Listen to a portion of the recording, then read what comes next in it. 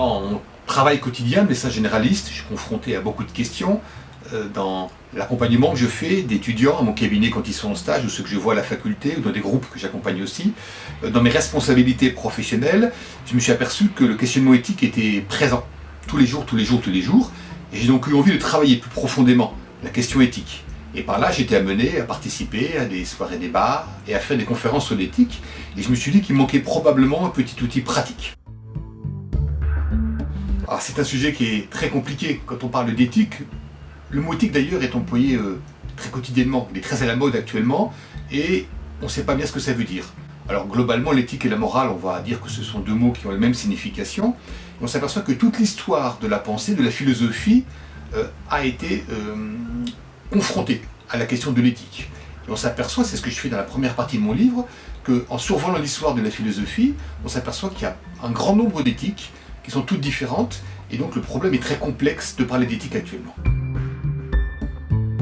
Alors, petit parce que c'est par rapport aux gros livres d'éthique qui existent déjà. Je n'ai pas voulu refaire des livres qui existaient déjà, mais par contre je me suis aperçu qu'il manquait quelque chose de pratique.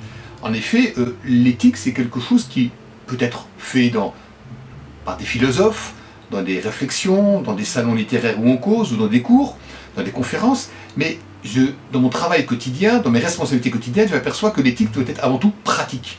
Et il me semblait qu'il manquait justement d'outils pratiques, de méthodes pratiques pour faire de l'éthique, parce que l'éthique c'est pas quelque chose que l'on pense simplement, c'est aussi quelque chose que l'on fait.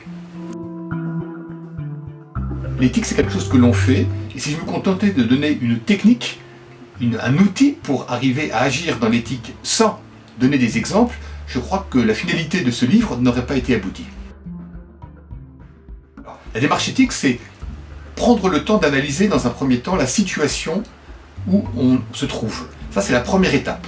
La deuxième étape, c'est le temps de la croyance, c'est-à-dire que je vais me référer à ce que je crois, à mon référentiel éthique, pour aboutir à la troisième étape, qui est celle de prendre une décision éthique. Alors, cet ouvrage, je l'ai écrit initialement pour des étudiants.